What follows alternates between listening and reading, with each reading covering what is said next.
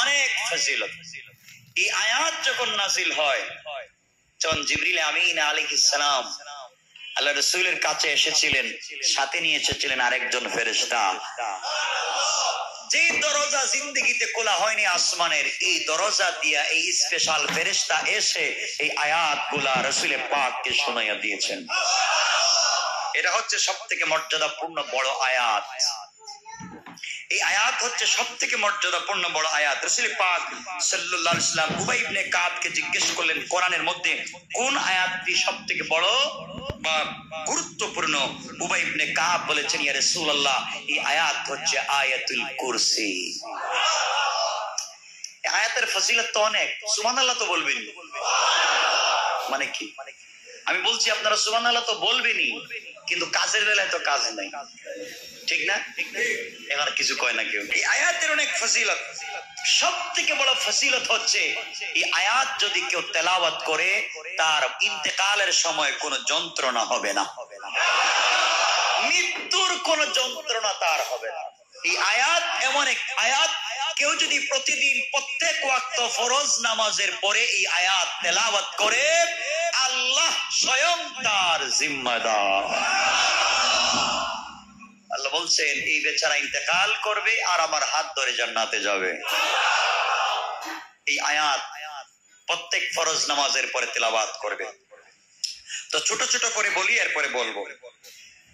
যাদের আয়াতুল কুরসি যদি আপনি পড়ে রাত্রবেলা ঘুমিয়ে যান, ঘরের ভিতরে আর চুরি হবে না। যে ঘরের ভিতরে রাত্রবেলা আয়াতুল কুরসি তেলাওয়াত করা হয়, আল্লাহ দুইজন ফেরেশতা পাঠাইয়া এই ঘরের দরজায় একবারে দারোগার মতো দাঁড় করাইয়া দেন, কোন চোর আর ডাকাত আল্লাহ ঢুকতে দেন না। সূরার আয়াতের কি ফজিলত এই আয়াত, আয়াতুল কুরসি। 2 নাম্বার, জাদু টুনা যারা করে না কিছু লোক, এই আয়াত যদি আপনি বারবার তিলাওয়াত করে শরীরের মধ্যে ফুঁক দেন নিজে নিজে, কোন জাদু টুনা বান আপনাকে কিচ্ছু করতে পারবে না। আসতে বললেন কেন?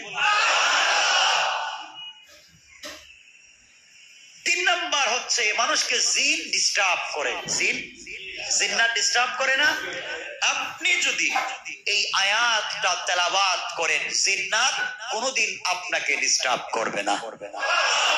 সুবহানাল্লাহ পড়েন। এই আয়াতের এত বেশি ফজিলত। এই আয়াত যদি আপনি তেলাওয়াত করতেই থাকেন, মৃত্যুর যন্ত্রণা যে কি কঠিন এটা যে মরছে সে জানে। কিন্তু আল্লাহ বলছেন, আল্লাহ নিজে বলছেন, এই আয়াত যদি আপনি তেলাওয়াত করেন, মৃত্যুর কোনো যন্ত্রণা হবে না। এখানে আপনাকে বলি, মৃত্যুর যন্ত্রণার একটু তুড়া আমি বলেছি, আজকে সংক্ষেপ করে বলছি। কষ্ট হচ্ছে না তো? অসুবিধা হচ্ছে না তো? আচ্ছা, আপনাদের অসুবিধা মানে আমার সুবিধা, তাড়াতাড়ি শেষ করে দিলাম, এই চিন্তায় থাকি। অসুবিধা হচ্ছে না তো আপনাদের? কষ্ট হচ্ছে না তো? আচ্ছা, মৃত্যুর যন্ত্রণা। হযরতে ঈসা ও রূহুল্লাহ, আল্লাহর পয়গম্বর, তার সম্প্রদায়ের লোক এসে বলল, ঈসা তুমি যে পয়গম্বর আমরা বিশ্বাস করি না। তিনি বললেন, কি করলে তোমরা বিশ্বাস করবে আমি যে পয়গম্বর? তিনি বললেন, তারা বলল, আপনি যদি কোনো মৃত মানুষকে জিন্দা করে দেখাতে পারেন, তাহলে আমরা মনে করব আপনি নবী। দেখছেন কেমন প্রশ্ন করে? আল্লাহর পয়গম্বর আল্লাহর কাছে ডেকে বললেন, আল্লাহ তাআলা, মৃত মানুষকে জিন্দা করা তো তোমার কাজ, আমার উম্মতেরা আমাকে মানতে চায় না। মৃত মানুষকে জিন্দা না করলে তারা নাকি ঈমান আনবে না। আল্লাহ বললেন, ও ঈসা, আমি আল্লাহ তোমাকে শক্তি দিলাম, সামর্থ্য দিলাম, তুমি মুআজিজা হিসাবে দিয়ে দিলাম, কবরের পারে গিয়ে তুমি বলবে কুম বিইজনিল্লাহ, আল্লাহর হুকুমে দাঁড়িয়ে যাও। বলতে দেরি হবে, মরা মানুষ জিন্দা হয়ে দাঁড়াতে দেরি হবে না। আল্লাহর পয়গম্বর ঈসা রূহুল্লাহ জাতিকে নিয়ে হাঁটতে লাগলেন। তার জাতি তাকে নিয়ে একটা জায়গায় চলে গিয়ে একটা কবরের পাশে গোরস্থানের পাশে গিয়ে বলছে, এই গোরস্থান হলো আমাদের এলাকার সব থেকে পুরাতন কবরস্থান। এই জায়গায় আপনি বলেন তো দেখি, আপনি বলেন তো দেখি কেউ উঠে নাকি? আল্লাহর পয়গম্বর কুম বিইজনিল্লাহ বললেন, বলতে দেরি হয়েছে। একজন মানুষ মৃত থেকে কবরের ভিতর থেকে দাঁড়িয়ে যেতে দেরি হয় না। ঈসা আলাইহিস সালাম দেখেন, লোকটার দাড়ি সাদা, চুল সাদা, শরীর থেকে টপ টপ করে ঘামের ফুটা পড়তেছে, কাঁপতেছে। জিজ্ঞেস করলেন, ভাই তোমার নাম কি? লোকটা সালাম দিয়ে জিজ্ঞেস করছে, আঙ্কেল আপনাকে আমি চিনি, আপনি ঈসা। আল্লাহর পয়গম্বর আশ্চর্য হয়ে গেলেন, তুমি কেমনে আমাকে চিনো? তোমাকে তো মাটির নিচ থেকে উঠালাম। লোকটা বলছে, আনা সাম, আমার নাম হচ্ছে সাম, আমার বাবার নাম হচ্ছে নূহ। আমার বাবা একদিন আমাকে বলেছিলেন, সামরে আমার পরে একজন পয়গম্বর আসবেন, দীর্ঘদিন পরে, 1000 বছর পরে, যার নামে ঈসা। তার সম্প্রদায়ের লোকেরা তাকে মানতে চাইবে না। ওই সময় তারা বলবে, মৃত মানুষকে জিন্দা করলে তারা মানবে। ওই সময় তুমি যদি মৃত থাকো, হয়তো তোমাকে জিন্দা করে তাদের ঈমানের পরীক্ষা করা হবে। আমাকে যেহেতু জিন্দা করা হয়েছে, বাবার কথা মনে পড়ে গিয়েছে, এই জন্য বুঝতে দেরি করি নাই, আপনি আল্লাহর পয়গম্বর ঈসা। ঈসা আলাইহিস সালাম বললেন, তোমাকে বিশ্বাস করি না, তোমার কথা বিশ্বাস হয় না। আমার কাছে আল্লাহ যে কিতাব নাজিল করেছেন, ওই কিতাবের ভিতরে লেখা আছে, নূহ আলাইহিস সালামের সম্প্রদায়ের লোকদের দাড়িও সাদা হতো না, চুল সাদা হতো না, কিন্তু তোমার তো চুল দাড়ি সাদা। তাহলে আমার কিতাবের সঙ্গে তোমার তো বিষয়বস্তুর কোনো মিল নাই। আল্লাহ আমাকে যে কিতাব দিলেন, এই কিতাবে বলা আছে নূহ আলাইহিস সালামের সম্প্রদায়ের লোকদের দাড়ি কালো থাকে, চুল কালো থাকে।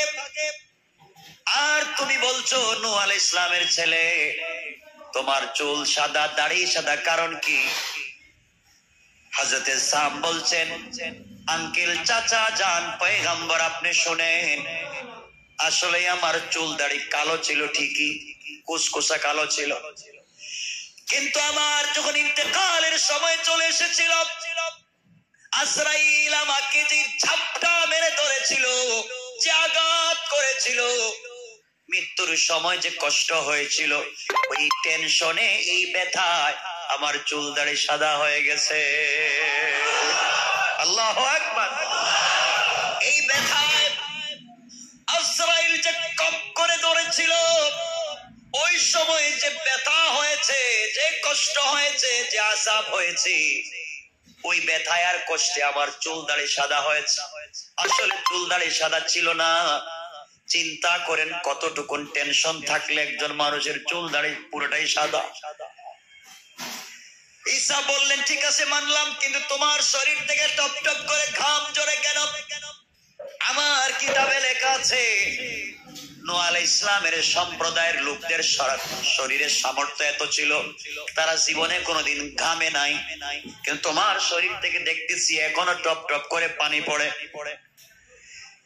সাম বলতে লাগলেন, পয়গম্বর ঈসা, আমি যখন আজরাইলকে স্বচক্ষে দেখেছিলাম মৃত্যুর যন্ত্রণার সময়, আজরাইল আমাকে ধরতে চাইছেন, আমার জান, আমার জীবন, আমার রূহ, আমার আত্মা একবার মাথার দিকে দৌড় দিয়েছে, একবার হাতের দিকে, একবার পায়ের দিকে।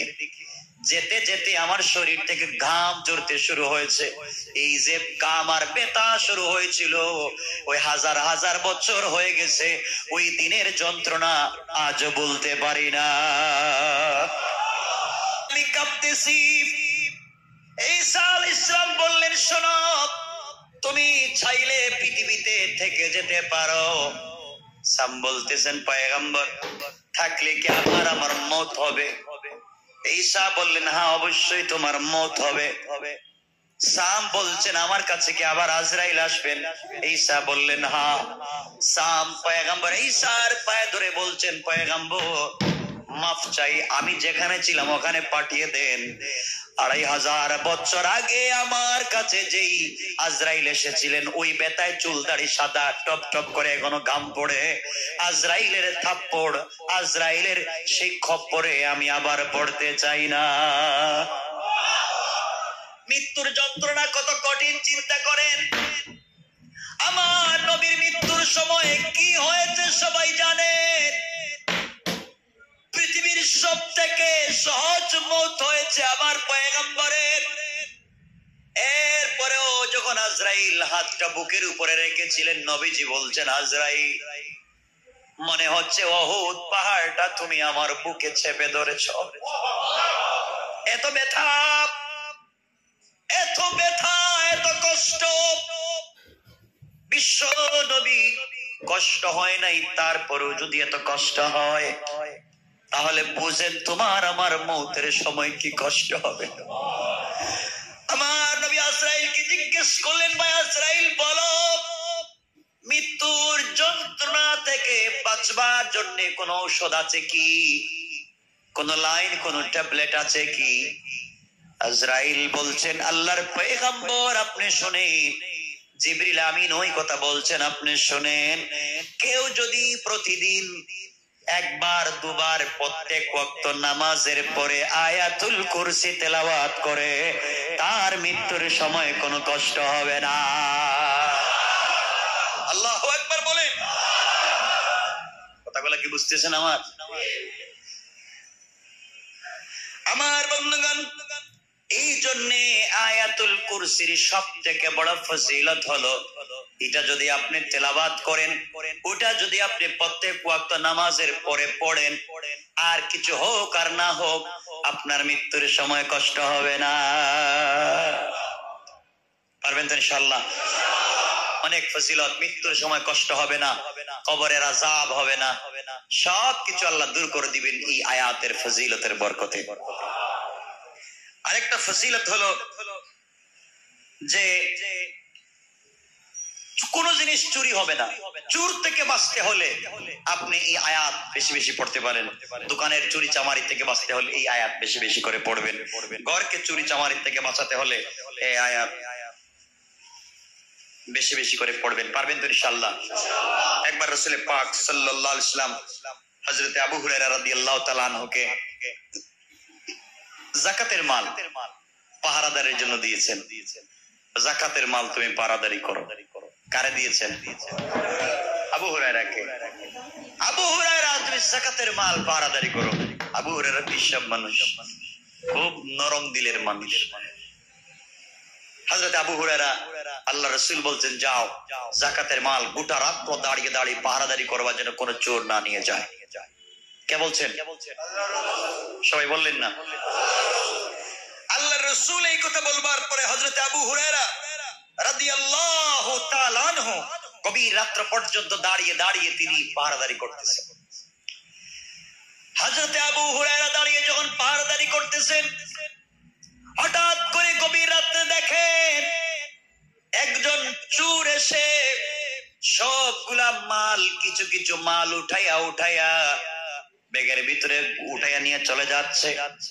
আবু হুরায়রাকে ধরলেন, বললেন, তুমি চোর, ফজরের নামাজে রাসূলের সামনে দাঁড় করাবো, যাকাতের মাল, বাইতুল মালের সম্পদ তুমি চুরি করে নিয়ে যাও।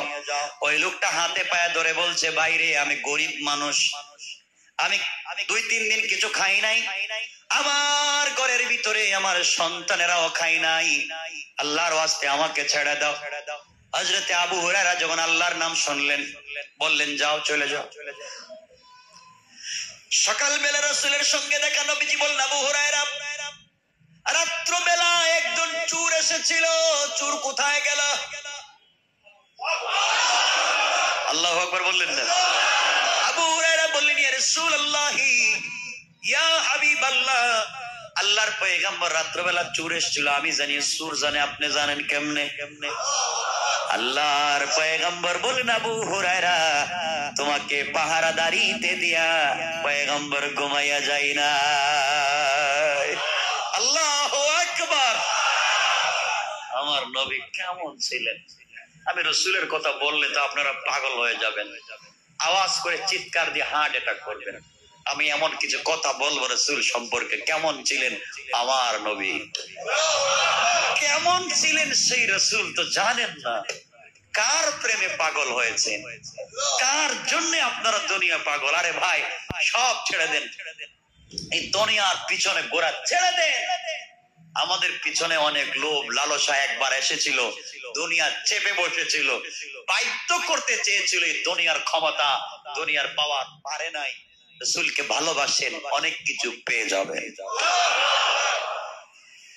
আমার বন্ধুগণ, নবীজি বলেন আবু হুরায়রা আজকে যে চোর এসেছিল ছাড়লা কেন? ইয়া রাসূলুল্লাহ, ওটা গরিব, ঘরে খাবার নাই, ওর বাচ্চা গরিব, আমার যে দুঃখ লাগছে, আমি ছেড়ে দিচ্ছি। নবীজি বলছেন আবু হুরায়রা এই চোর আজকে রাত্রেও আসবে। সুবহানাল্লাহ বললেন না? আজকে রাত্রে আসবে, সাবধান। আল্লাহর পয়গম্বর বলে দিলেন, রাত্রবেলা গভীর হয়ে গেল, আবু হুরায়রা পাহারাদারি করতে লাগলেন। তাকায়া দেখেন আবার চোর এসে মালগুলা চুরি করে নিয়ে যায়। আবু হুরায়রা বলছেন ধরে ফেলেন, ভাই তুমি না গতকালকে এসেছিলে, আবার আজকে আসলা কেন? বাইরে আমার এতগুলা বাচ্চা, সবগুলার খাবার হয় নাই, মনে হচ্ছে আমি রাইখা আসছি, সাকারাত হচ্ছে, মরে যাবে, তোমার পায়ে ধরি, আল্লাহর দোহাই দি ছেড়ে দাও। গরিবের কথা শুনলে আবু হুরায়রা স্থির থাকতে পারেন না, কারণ তিনি ছিলেন গরিব, পেটে খাবার ছিল না। মানুষ মৃগী বেমার মনে করে জুতা দিয়ে পিটাতো, ওনার রোগ ছিল না, পেটে খাবার ছিল না, এই জন্য তড়পাতেন। ধৈর্য ধারণ করেছিলেন, রাসূলের কথা মতো চলেছে। ওই আবু হুরায়রাকে আল্লাহ এত সম্পদ দিয়েছিলেন, যিনি রেশমি কাপড় দিয়া নাক মুছতেন। আল্লাহু আকবার। রেশমি কাপড় দিয়ে নাক পরিষ্কার করতেন। আপনি তো 1.5 টাকা দামের টিস্যু আর রেশমি কাপড় দিয়ে নাক মুছতেন হযরত আবু হুরায়রা। তিনি বলেন আমি গরিব ছিলাম, আমি জানি গরিব যে কি কষ্টের, আমি যা বাবা যা, যা আছে নিয়ে যা, ছেড়ে দিছে। ফজরের নামাজে বিশ্ব নবীর সঙ্গে দেখা। নবীজি বললেন আবু হুরায়রা আজকে যে চোর আসলো ছেড়ে দিলা কেন? ইয়া রাসূলুল্লাহ তার বাচ্চারা নাকে সাকারাতে আছে, আমার কষ্ট লাগতে, ছেড়ে দিচ্ছি। নবীজি বললেন তোমারে দিয়ে আর পাহারাদারি হবে না, আর পাহারাদারি হবে না। তৃতীয় দিন নবীজি বলেন ওমর কই? ওমর। ইয়া রাসূলুল্লাহ আসি তো। চিন্তা করেন, ওমর ছিলেন খলিফা, এক সময় খলিফা হবেন এই রাষ্ট্রের, গোটা দুনিয়ার খলিফা, প্রধান বিচারপতি, চিফ জাস্টিস, আর রাসূল তাকে দিচ্ছেন রাত্রের পাহারাদারি। আল্লাহু আকবার বলেন না? আমরা যদি ওয়ার্ডের কোন সদস্য পাতি নেতা হইতে পারি, আমার চিনেন নি? চিনেন আপনি আমি কে? আমি যে আইলা যাইলা বল্টুর বাপ, কি পরিচয় দেয় দেখছো না? আমার ছেলে খাইয়া রাস্তায় টাল হইয়া কয় যা আছে দেও, আমি তো ওই বাবার, ওই ছেলের বাবা। ওমরকে বলেন ওমর আবু হুরায়রাকে দিয়ে হচ্ছে না, তুমি একটু যাও তো। হযরত ওমর গেলেন। গালিবান হযরত ওমরের কথা আসছে এখানে, গালিবান বলছি, আর কেউ বলছেন এখানে হযরত আবু হুরায়রার কথাই আসছে তৃতীয় দিন। হযরত ওমর চলে গেলেন। গভীর রাত্রে পাহারাদারি চলতে লাগলো। রাত্রবেলা যখন চলে এসেছে, আবার চোর চলে এসেছে। কেউ বলেছেন হযরতে আবু হুরায়রা ছিলেন। আবু হুরায়রা তো এমন মানুষ ছিলেন যিনি জ্ঞান পিপাসু ছিলেন, ইলম পিপাসু ছিলেন। তাকে যদি আপনি বলতে পারেন আমার কাছে একটা হাদিস আছে, রাসূল সরাসরি বলেছেন, এর বিনিময়ে যদি গোটা দুনিয়া লিখে দিতে হয়, আবু হুরায়রা সব লিখে দিতে পারে, এরপরেও একটা হাদিস শিখবে। এত জ্ঞান পিপাসু ছিলেন হযরতে আবু হুরায়রা। গালিবান কে বলছেন ওখানে আবু হুরায়রার কথা। তৃতীয় রাত্রে আবার চোর এসেছে।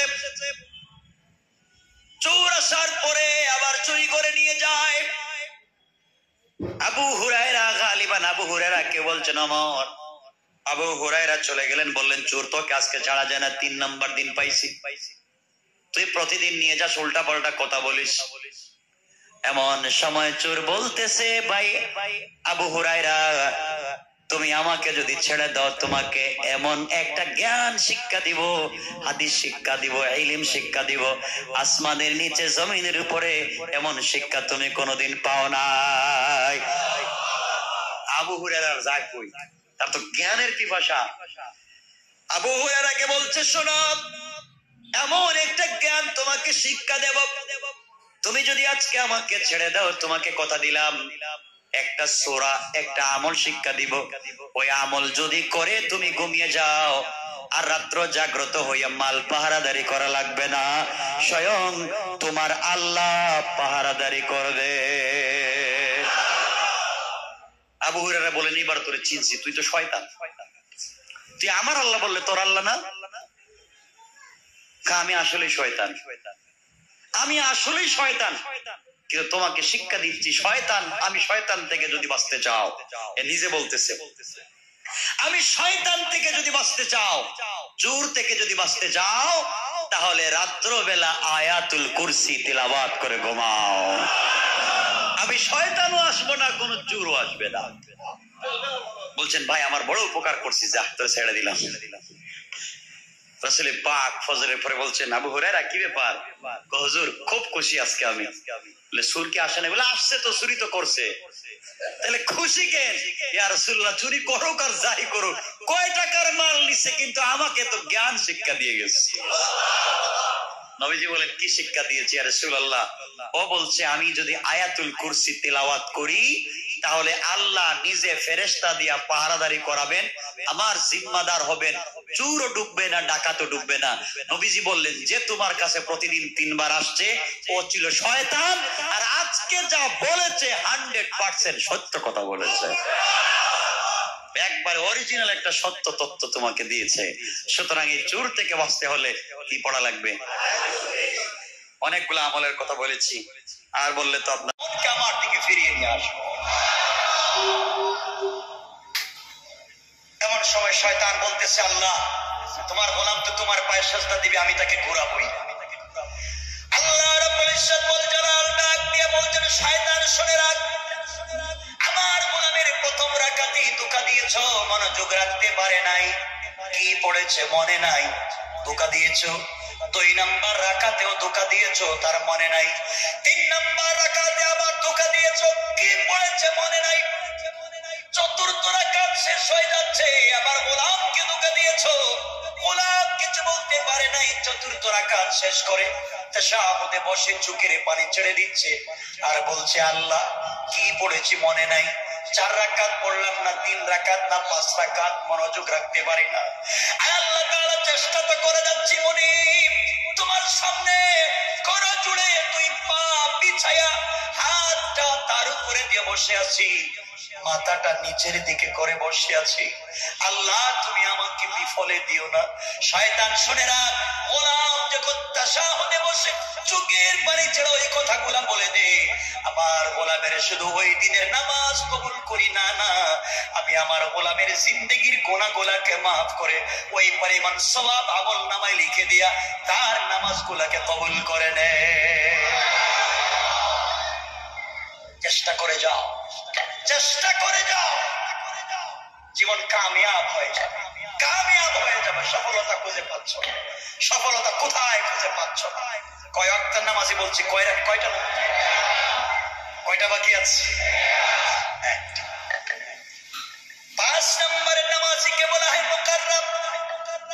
উনি তো ওই নামাজি, আযান যখন হয়ে যায় দোকানের শাটারটা বন্ধ করে দেয়, এখন কোন কাস্টমারকে পণ্য দেওয়া যাবে না। আমার মুনিব ডাকতেছেন, কেউ যদি মারাও যায় আগে আল্লাহর ডাকে সাড়া দিতে হবে, না হয় কিয়ামতের দিন বাঁচা যাবে না।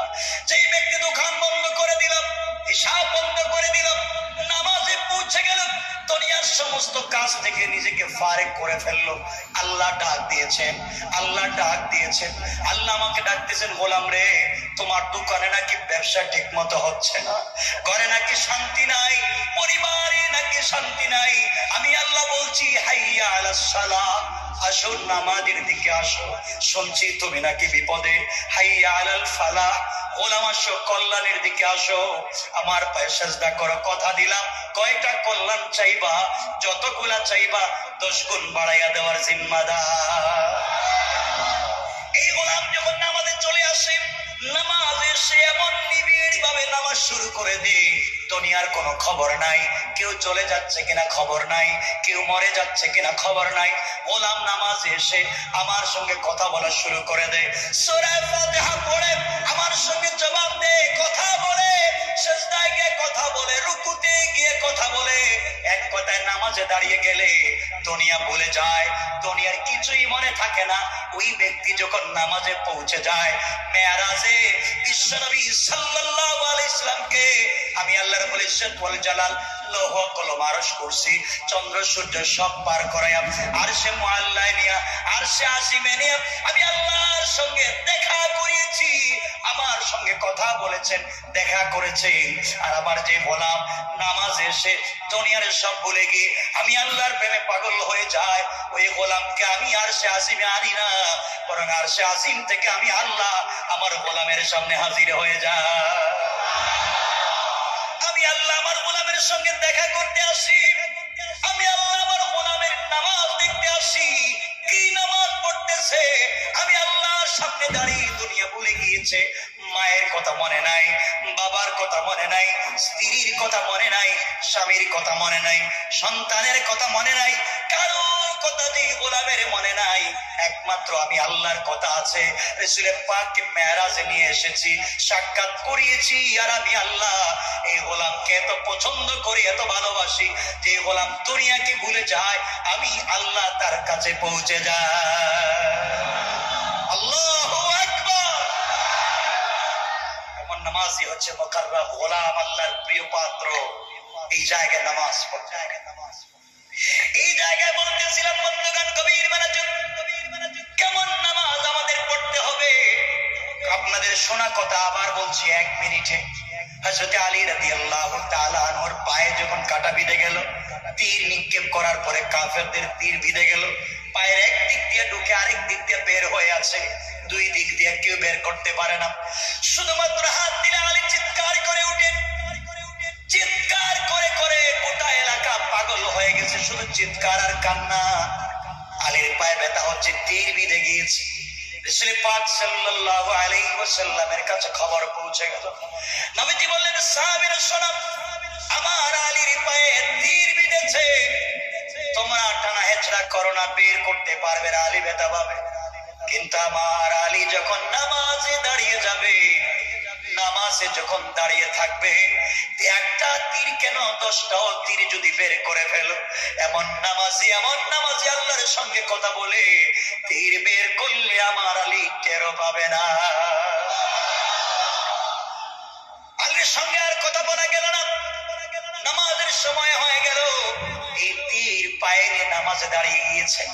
সাধারণ জ্বর হলে নামাজ পড়ি না, সাধারণ কাশি হলে নামাজ পড়ি না, ঠান্ডা লেগে যাবে ওযু করি না। আর আলীর পায়ে তীর লেগে আছে, জিহাদের ময়দানের তীর বিঁধে আছে, ব্যথার কারণে চিৎকার করে পা ফুলে আছে। আলী নামাজে দাঁড়িয়ে গিয়েছেন আর পড়তেছেন, আলহামদুলিল্লাহি রাব্বিল আলামিন। আল্লাহর সঙ্গে যখন কথা বলতেছেন, 1 রাকাত শেষ হয়ে গিয়েছে, 2 নাম্বার রাকাত শুরু হয়েছে। একজন সাহাবী পিছন থেকে এসে কামড় দিয়ে 2 হাত জোড় করে আচ্ছা মতো টান দিয়ে আলীর পা থেকে জীবিত একটা মানুষের শরীর থেকে আস্ত তীর খুলে ফেললেন। গোশত টুকরা টুকরা হয়ে পড়ে গেল, ফিনকি দিয়ে রক্ত বের হলো। আলী 2 নাম্বার রাকাতে তীর খোলা হয়েছে। 4র্থ নাম্বার রাকাত নামাজ শেষ করে তাকায়া দেখে পায়ে তীর নাই। জিজ্ঞেস করে, ভাই রে, আমার তীর গেল কোথায়, আমি তো দেখতে পাই না। সাহাবায়ে কেরাম বললেন, ভাই আলী কি বলছো তুমি? সজোরে 200 মিলে টানাটানি করে তোমার তীর বের করলাম, তুমি কি বলতে পারো না? আলী বলছেন, কসম আল্লাহ, আমি যখন নামাজে দাঁড়িয়ে যাই, দুনিয়ার কোনো কিছুই আমার স্মরণ থাকে না। এই নামাজে হয়ে যা, এই নামাজে হয়ে যা। আল্লাহ রাসূল তো বলেছেন, আমার সাহাবীরা যখন নামাজ পড়ে তখন বনের পাখি এসে পিলার মনে করে, খেজুর গাছ মনে করে মাথায় বসে থাকে ঘন্টার পর ঘন্টা, মনে করেছে গাছ, কিন্তু সেজদাওয়ালা মুসলমান। কেমন নামাজে হয়েছে। আর আজকালকে আমাদের নামাজে টেলিফোন আসে, মোবাইল বের করে কয়, হ্যালো ভাই আমি 2 রাকাত পড়ছি, আমি পরে আসতেছি। আছে না নাই? নামাজ পড়তেছেন, ঢং করেন মিয়া, ঢং করেন আল্লাহর সঙ্গে। আমার বোনদেরকে বলছি, আপনারা তো অনেকেই বলেন হুজুর নামাজ পড়তে চাই, কিন্তু আমার স্বামী তো দাজ্জাল মার্কা কথা শুনে না, নামাজ দেখতে পারে না, নামাজ পড়তে পারি না, স্বামী দেয় না সুযোগ, এত দাজ্জাল, এজন্য নামাজ পড়তে পারি না। আরে বোন, আপনার স্বামী তো ফেরাউনের মতো হয় নাই, ফেরাউনের ঘরে থেকেও তো আসিয়া নামাজ পড়তে পেরেছে। ঠিক কি? নামাজ পড়ে বলে না? নামাজ পড়েন নাই? আল্লাহর জিকির করেছেন হযরত আসিয়া। আপনি কেন পারবেন? আপনি কেন পারছেন না? এই জন্য সবাইকে বলছি, আজকে আমার সঙ্গে প্রতিজ্ঞা করেন, আমরা নামাজ ছাড়বো না ইনশাআল্লাহ। আওয়াজ করে বলেন ইনশাআল্লাহ।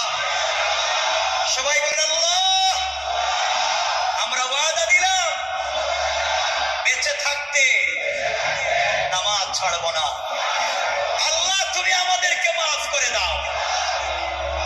সবাই বলেন আমিন, আরো জোরে বলেন আমিন। আশা করি আল্লাহ আমাদেরকে মাফ করবে। কোন পর্যায়ের নামাজি হব? 5 নম্বর, না পারলে 4 নম্বর, না পারলে তো 3 নম্বর। তো 3 নম্বর নামাজি আপনি হবেন কেন? আমি হব কেন? যারা নতুন মুসলিম হয়েছে, হয়তো তার মন চলে গিয়েছে মদের আড্ডায়, আপনার মন নামাজে আসলে সিনেমা হলে যাবে কেন?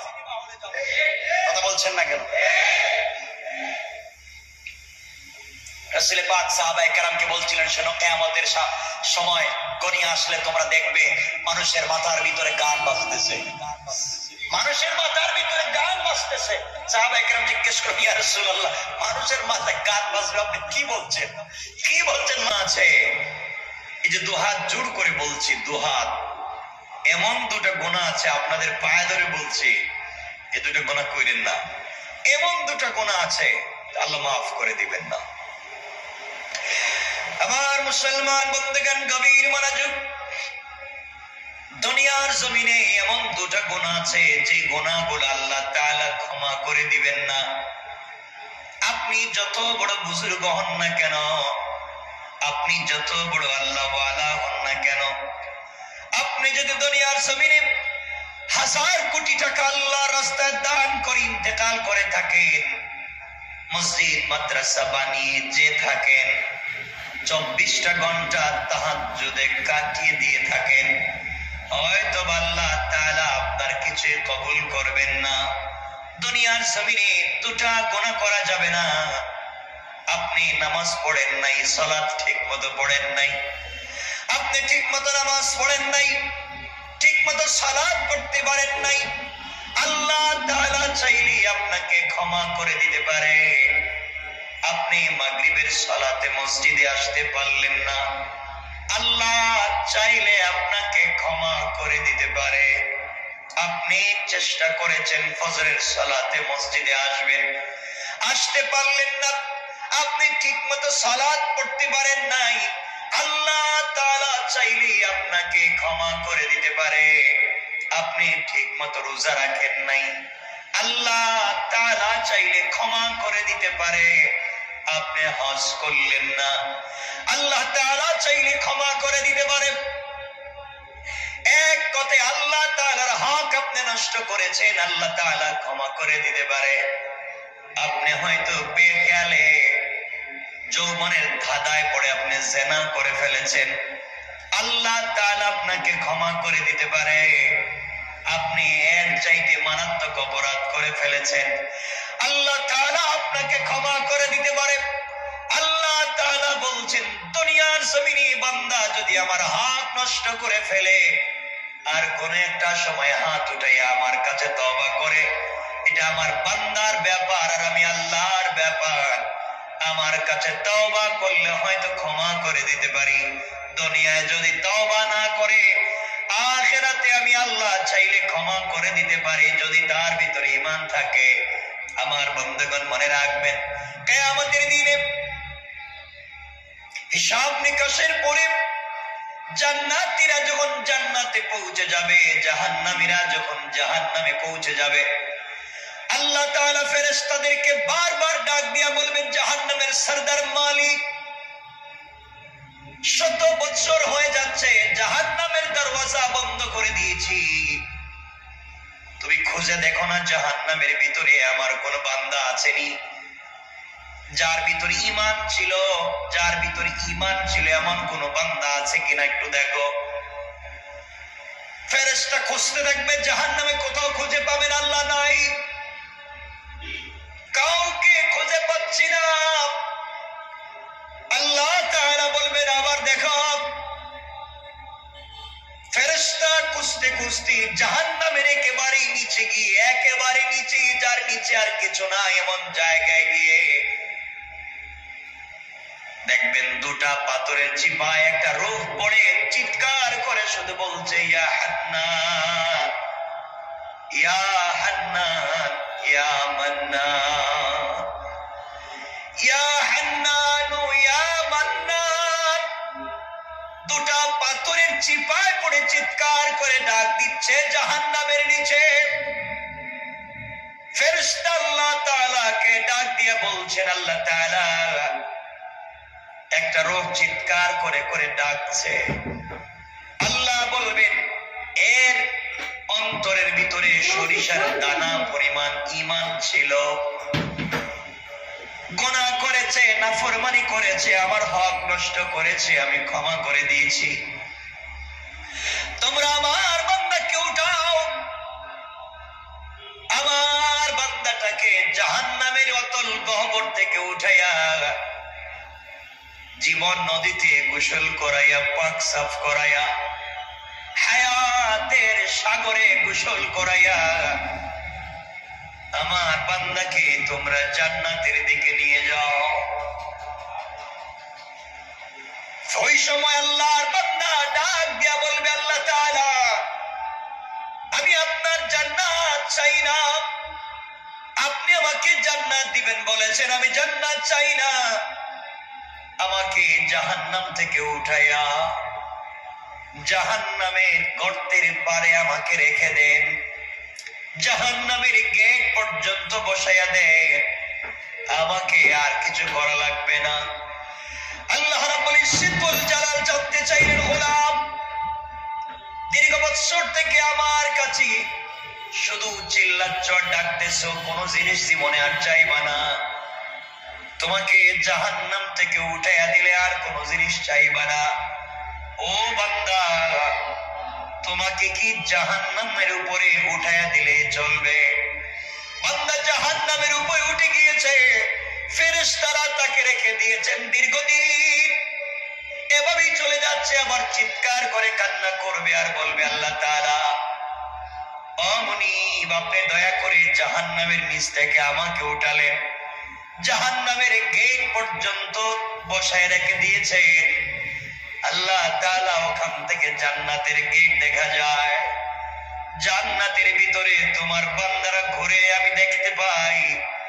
আল্লাহ তোমার কাছে জীবনে আর কিছুই চাইব না, তুমি কি আমাকে একটু জান্নাতের গেটের কাছাকাছি নিয়ে দিবা, আমাকে তুমি জান্নাতের কাছ পর্যন্ত পৌঁছায়া দাও, আমি ওখানে বসে বসে বসে বসে বাকি সময়টুকুন কাটাইয়া দিতে চাই। আল্লাহ তাআলা বলবেন, বান্দারে এটাই কিন্তু তোমার চাওয়া শেষ, আর চাইতে পারবা না, তোমার অন্তরের ভিতরে সরিষার দানা পরিমাণ নেক আমল ছিল, রব তোমাকে জাহান্নাম থেকে উঠে দিয়েছি, এরপরে তুমি চাইলা জান্নাতের কাছাকাছি গেট পর্যন্ত পৌঁছে দিলাম, যাও ওখানে থেকে পৌঁছে দেওয়া হারাম।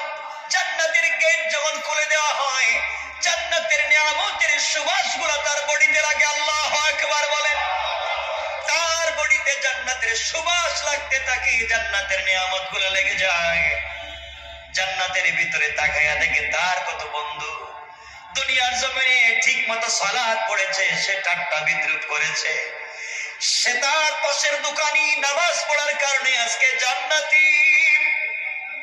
তার ঘরের পাশের লোকটা গরিব ছিল, 3 বেলা খেতে পারতো না, আজকে জান্নাতি। আর তিনি দুনিয়ার জমিনে কোটি টাকার দালানে কমাইছে না, আজকে জাহান্নামী। তাকে দেখতেছে কত গরিব মানুষ জান্নাতে ঘুরে, তার সহপাঠী কত বিজনেসম্যান জান্নাতে ঘুরে, সে জাহান্নাম থেকে উঠে আসছে জান্নাতের গেটে বসে বসে কান্দে। আল্লাহ রাব্বুল ইজ্জতুল জালাল ডাক দিয়া বলছেন, বান্দা এবার কান্না করো, ব্যাপার কি? গোলাম ডাক দিয়া বলছে, আল্লাহ তাআলা আমি কান্না করি শুধু আপনার জন্যে, আমার জন্যে কান্না করো কেন? আয় আল্লাহ তাআলা এই জন্যে কান্না করি, আমি তো গুনাহগার, আপনার নাম তো আজিজুল গফফার। আয় আল্লাহ তাআলা আপনি আমাকে জাহান্নাম থেকে উঠিয়ে দিয়েছেন, জান্নাতের গেট পর্যন্ত পৌঁছে দিয়েছেন। আয় আল্লাহ তাআলা এত কিছু আপনি আমাকে করে দিয়েছেন, আমি জীবনে আর কোনো জিনিস চাইবো না। আল্লাহ রাব্বুল ইজ্জতুল জালাল বলছেন, তুমি তো বারবার বলছো চাইবা না, আবার চাও। এবার বান্দা বলছে, আল্লাহ তাআলা আমি তো গোলাম, আমি তো বারবার ওয়াদা ভঙ্গ করতে পারি, আমি তো গুনাহ করতেই পারি, আমি কথা বলে কথা না রাখতে পারি, কিন্তু সৃষ্টির মধ্যে একমাত্র যিনি আমাদের রব আর পুরা দুনিয়া তার সৃষ্টি, রব কাউকে কোনো ওয়াদা দিলে সেই ওয়াদাকে ভেঙে দেয় না। আল্লাহ জান্নাত কত সুন্দর দেখা যায়, তোমার কাছে আমি জান্নাত চাই না, জান্নাতে বসবাস করার কথাও বলি না, আমাকে একটা বার জান্নাতের ভিতরে দেখবার সুযোগ দাও, আমি জান্নাতের ভিতরে যাব, জান্নাত দেখে কথা দিলাম, ওয়াদা দিলাম বের হয়ে আসবো, যদি বের না হতে চাই আপনি খাট ধরে আমাকে বের করে দিবে, আমাকে একটা বার ভিতরে ঢুকবার সুযোগ দেন। আল্লাহ বললেন, বান্দারে এবারে কথা শেষ। আল্লাহ আমিও তোমার কসম খায় বললাম এবারে কথা শেষ। সুবহানাল্লাহ বল। আল্লাহ বলেন এবারে কথা শেষ, আর কোন জিনিস চাইতে পারবে না, ঢুকলেই বের হওয়া লাগবে। বান্দা বলছে, আল্লাহ আমিও কথা দিলাম, এবার কথা বলা শেষ, আর কোনদিন চাইব না। আল্লাহ তাআলা বললেন, যাও তুমি জান্নাত দেখে আসো। বান্দা জান্নাতের ভিতরে যখন প্রবেশ করেছে, দৌড়াতে শুরু করেছে, দৌড়ায়, থামেন। আল্লাহ বলেন, বান্দা থামো না কেন? তোমাকে না বলছিলাম তুমি টাইম শেষ হয়ে গেলে বের হয়ে যাবা? ও বান্দা বের না হয়ে তুমি জান্নাতের ভিতরে দৌড়াও কেন? এবার বান্দা দাঁড়িয়ে গিয়েছে আর ডাক দিয়ে বলছে, আল্লাহ আপনার সঙ্গে আমি কিছু কথা বলতে চাই। আল্লাহ বললেন, কি কথা বলতে চাও বলো। আল্লাহ তাআলার কাছে বান্দা বলছে, আল্লাহ আপনার কাছে আমি জানতে চাই, আপনি যদি কাউকে কোনো জিনিস দান করেন তাহলে আপনি কি কোনোদিন ফিরিয়ে নিতে পারেন? আপনার কি কোনো জিনিসের কমতি আছে নাকি? আপনি কি এমন আল্লাহ, আপনি কিন্তু কাউকে কিছু দিলে ফিরে আনেন? দুনিয়ার মানুষ কিছু দিলে ফিরিয়ে নিতে পারে, খোটা দিতে পারে, আপনি তো এমন আল্লাহ না, কাউকে কোনো জিনিস দিলে ফিরিয়ে নিতে পারেন না।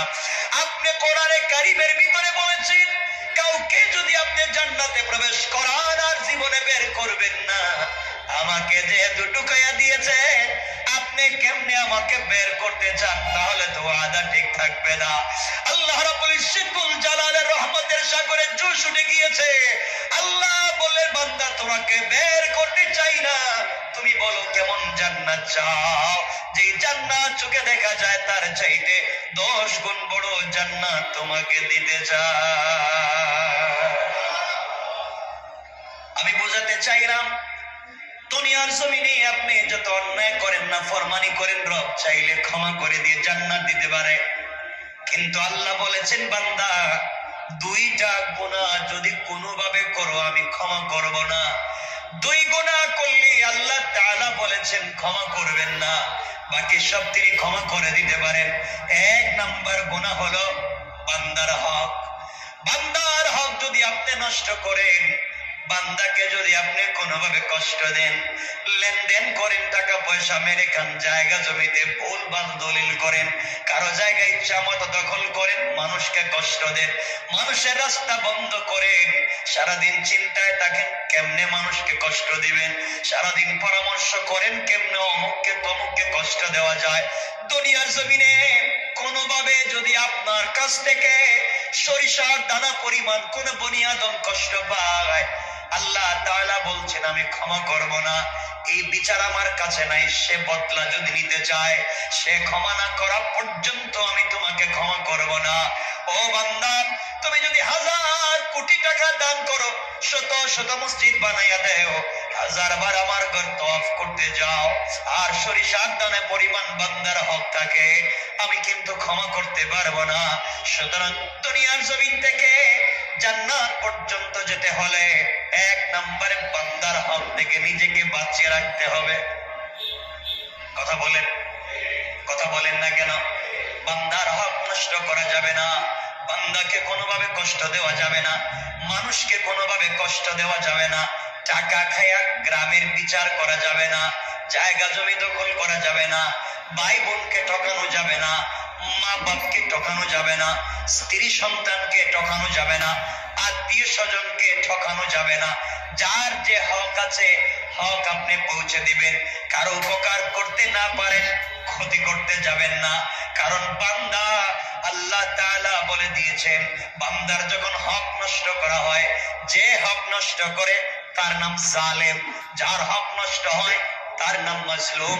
আর আল্লাহ রাব্বুল ইজ্জত ওয়াল জালাল বলে দিয়েছেন, কিয়ামতের দিন কোন জালেমের দিকে আমি তাকাবো না, কোন জালেমের কথা শুনবো না, আর মাজলুম যে হবে তার হিসাব নিব না, বিনা হিসাবে জান্নাত দিতে চাই।